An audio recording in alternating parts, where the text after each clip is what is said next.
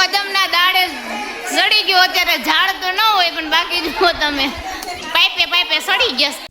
ગોપીઓ કાનાને મનાવે છે. કાનજીભાઈ